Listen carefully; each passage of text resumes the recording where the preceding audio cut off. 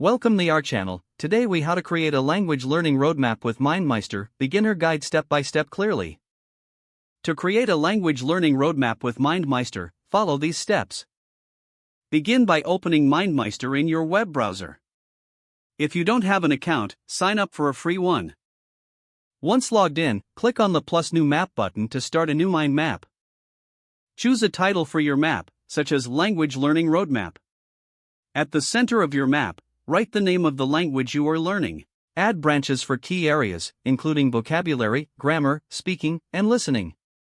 Expand the vocabulary branch by adding sub-branches for different topics, like food, travel, and daily life. For grammar, include sub-branches for verb conjugations, sentence structure, and common phrases. In the speaking branch, underline practice methods, such as language exchange and conversation groups. For listening, consider adding resources like podcasts, audiobooks, and music. Create timelines by adding dates next to each branch to outline your progress. Under each resource or method, note down specific tools or materials you will use.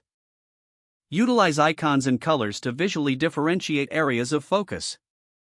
Keep your roadmap clear and organized for ease of use. Regularly revisit and update your mind map as you progress.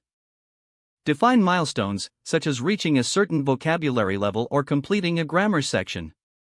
Use MindMeister's sharing feature to collaborate with a language partner or tutor. Consider incorporating feedback and suggestions into your roadmap. This will help you refine your approach and stay motivated. Finally, print or save your map for easy reference on your language learning journey. If the page does not load, refresh the browser or try again in a private or incognito window. Make sure you are using the correct email address, then retype it carefully to avoid small typos. If your password is not accepted, use the reset option and create a new strong password you can remember.